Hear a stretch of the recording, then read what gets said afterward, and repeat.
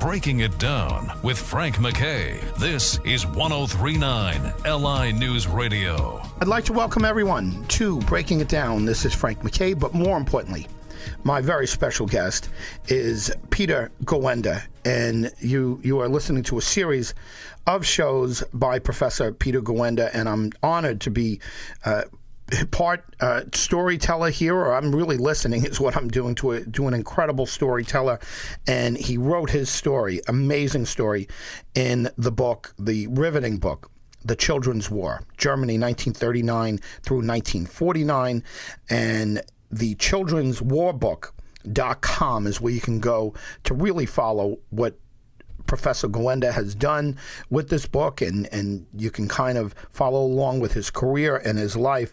An amazing story. And again, Germany 1939 to 1949. And Peter, we speak about two families. We talk about a pre-war family, and then we talk about a post-war family. Explain that to us. That was, we were 4 children born before or at the beginning of the war.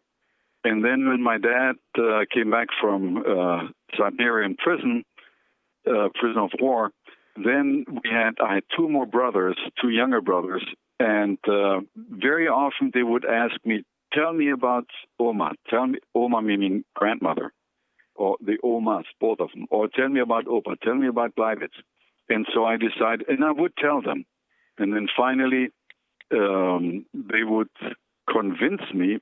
Also, my children would convince me, my own children would convince me, why don't you put that into a book form or just into a report? We didn't even talk about a book. And so I started collecting whatever I could remember, whatever my brother and I had experienced, because it is personal experience. And then also we made sure that our mother would agree, yes, that's what happened. And initially, I thought maybe I should have 100 books printed and give them to all my relatives. But then, very quickly, one of the professors who saw that said, no, we need more.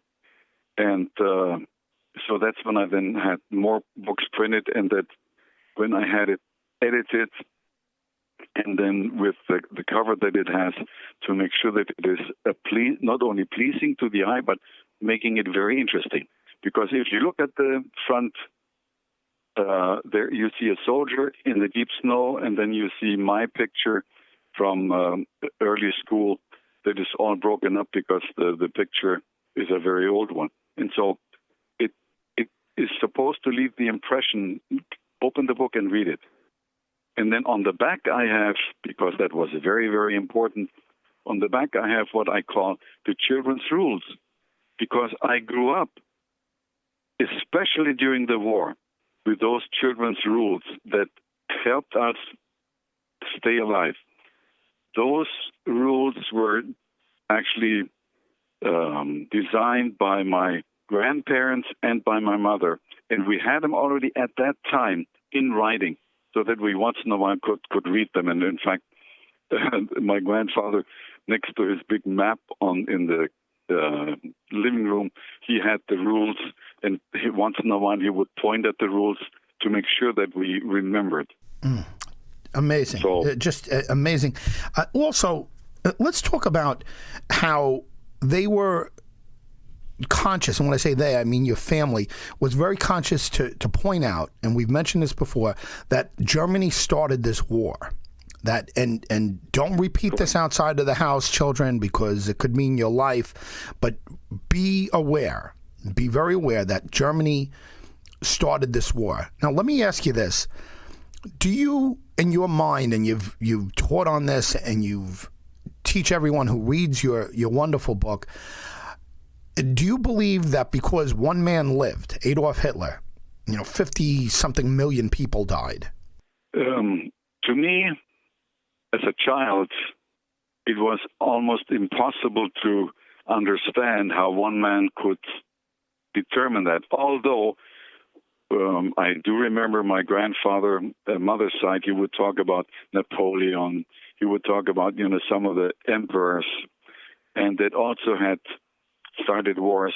But there was never that extent of slaughter, that extent of people getting killed. And then if I look at my family, we lost several members of my family during the war. For example, two of the brothers of my mother, one was killed, the other one was captured. And then if I look at other relatives, like there was one sister of my mother, she had several children. Some were old enough to be drafted into the war, they got killed. Then two of her aunts who happened to be Jewish, they got killed. The husband of one of my father's cousins, who happened to be Jewish, he got killed. And so we actually were exposed already from age, I would say, 4 to 8. We were actually exposed to death that we didn't personally experience, but we saw the loss. But then during our flight from Upper Silesia to Austria, we were exposed to actual death. We could see how people got killed, airplanes would attack, refugee trains, etc. And so my grandparents and then my mother made sure that we would not internalize it, that we would not, I don't even know how to express it, but that it would not become something that we would constantly think about, that we would have bad dreams, etc. They made sure that war was something that was initiated by a group of people, not only Germans, but it was Italians, Mussolini, for example. And then how was the reaction of the others? And they had to react. They couldn't allow Hitler to take over and then permanently occupy those other countries. And so that was, in my opinion, very, very well done by my grandparents. No question about it. Again, I said it before, and I'll say it again forever. Heroic figures. Just these are the type of heroes that you don't often hear about, or documentaries are made of. But your grandparents and your parents certainly were heroic figures, and you as well, Peter, with everything that you've done with this book. Let me remind folks, if they're just turning on their radio or if they're just tuning in right now, please feel free to binge listen to Peter Gawenda. And this is Frank MacKay. I'm glad to be his co-pilot on the series, a very important series on the Children's War, Germany 1939 to 1949. We urge you to go to the website, thechildrenswarbook.com, and we talk about two wars. We talk about two families, a pre-war family and a post-war family.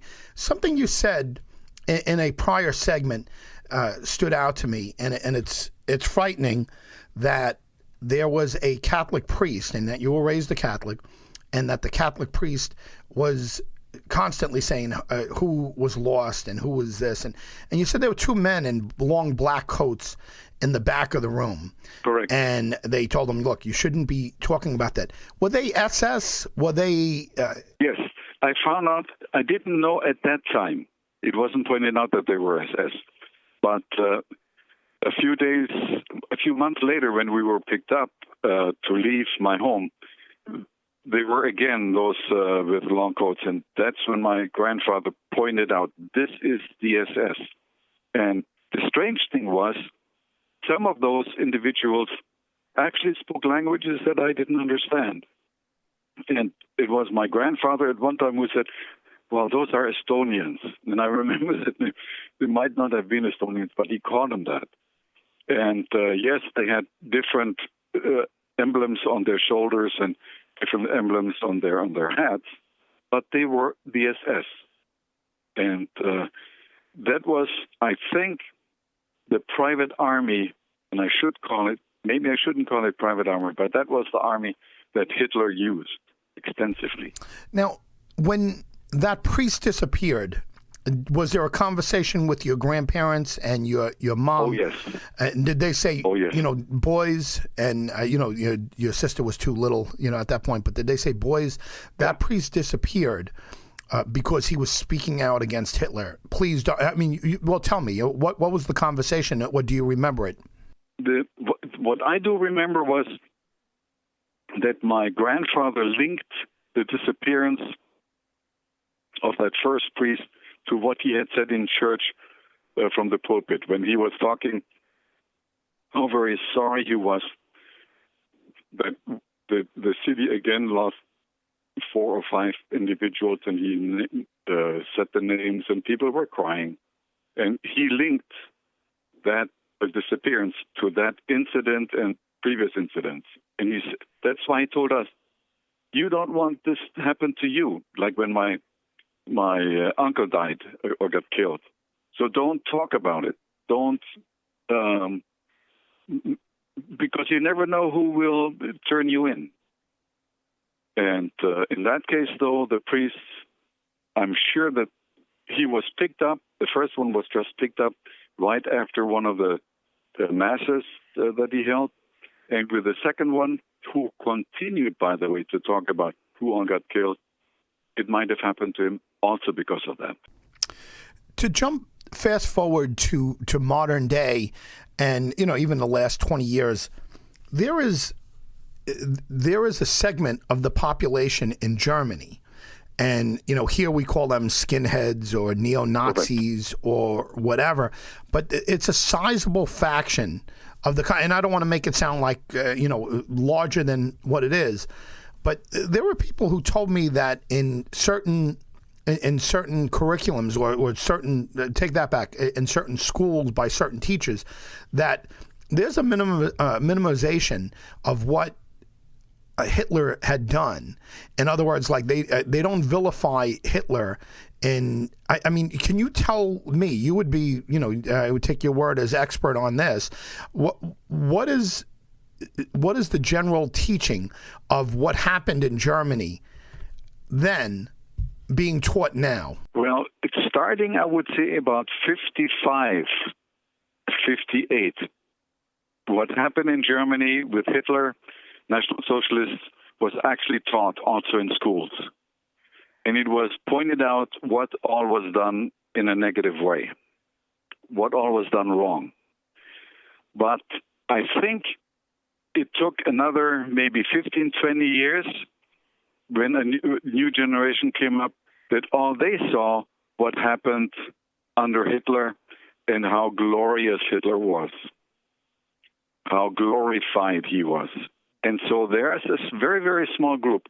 I would put them at less than 1%, those skinheads, that still think that it's that Hitler did something great and the Allies destroyed it, because they have not experienced it. And so, unfortunately, they really push. In fact, even you have them in this country, where they do not understand the extent, and that's why I mentioned before the numbers of people that had gotten killed.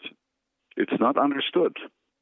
And I think also because there has been no war on the American continent, and after 45 there has been no war on the German, on the European continent. And that's why it is not believed that this was possible. Something you brought up, and let me remind folks once again, Peter Gawenda is a wonderful author. He's a professor, and he is teaching what he's written about, and he lived it. And the name of the book is The Children's War, Germany, 1939 to 1949. And is just an amazing story, a riveting story, and you could binge listen here and follow along with what Peter and I are talking about. It's a series, it's a very important series on the Children's War, Germany 1939 through 1949. And also, please go to the childrenswarbook.com, and you could follow along with what Peter is doing and what he's done. Frank MacKay here, but more importantly, Peter Gawenda is our very special guest. Going back to something you said, the it was explained to you. All of this was explained to you about Germany starting the war and so forth. And your parents and your grandparents did not want you to be traumatized. So they were telling you what was going on.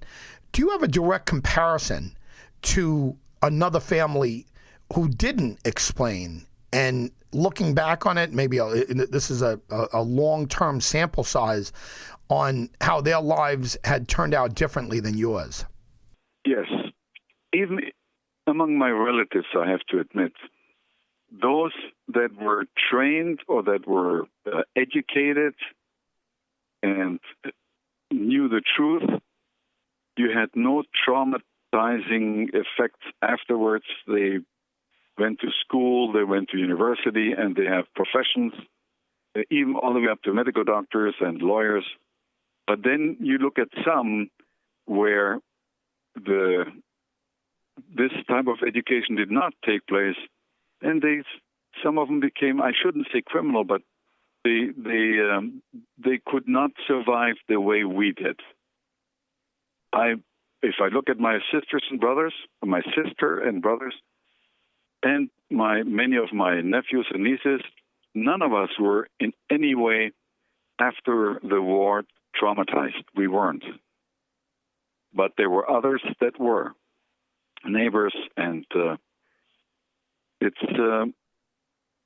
I personally give my survival, my type of survival, I give the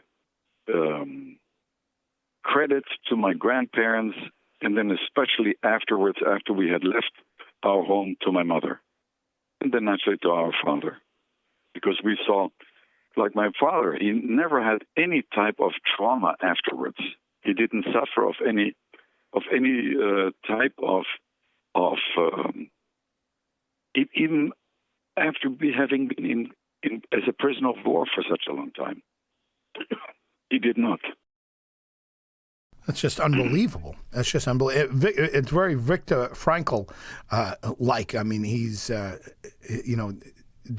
attitude of getting through it. But the optimism in your family is unbelievable. Or, just the accepting of reality.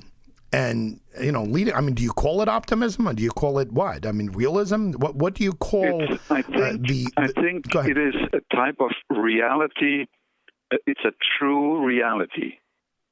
It's not somehow camouflaged or whatever. It was the reality, what had happened, why it happened. You accept it, and you will not participate in it, or you will not glorify it. And I think, although we had, when I was, when I was in the military, yes, I had lieutenants, captains, highly decorated during the Second World War, but they didn't wear their decorations. It was somehow, even after 55, 56, when the new German military was established, we did not glorify what had happened during the Second World War. One of my supervisors, or actually one of my superior officers, was the son of Graf Stauffenberg, the one who tried to kill Hitler. And we had many discussions with him, and he was a very fine gentleman who had admitted that during that time when all this happened, he didn't know how to take his father. But his mother was the one who had survived, that then after the war, after the liberation, was telling his or her children what actually had happened and why her husband did what he did. And so it was quite interesting. And Graf Stauffenberg, we still write to each other, and he admitted that there was a time when he thought that his father was doing the wrong thing, until he actually found out what was going on in Germany. And then he changed his mind. He's older than I am, about 4 years. It's just riveting just absolutely riveting. The story. You sound like you have more than one book in you, and many books. But we have a series here that everyone should feel free to binge listen. And if you miss one, you can go back. It's on many outlets. On the internet and around the country and around the world, you'll be hearing more from Peter Gawenda each week. Frank MacKay here, very honored to be co-pilot and co-hosting this series with Peter Gawenda. And again, the name of the book is The Children's War, Germany 1939 to 1949, and he talks about very poignantly about two families, pre-war and the post-war family. Professor Peter Gawenda, again, is a continuing guest here. TheChildren'sWarBook.com is the website. Peter, thank you very much for sharing this story, writing the book. Just an amazing individual from an amazing family, and I thank all of you. Even the ones who aren't here to hear the thanks for sharing this and creating this as a reality. Peter, thank you very much, and we'll hear more from you next week. Yeah, thank you. I really appreciate that. And what you put on the website, I'm very proud that you did this, and I'm very thankful. Amazing. Just an amazing story. Very honored. And I want to thank all of you for being here. Frank MacKay, but more importantly, Peter Gawenda, telling his story. The Children's War, Germany 1939 through 1949 is the name of the book. Please get it, thechildrenswarbook.com. We will see you next week on Breaking It Down with Peter Gawenda.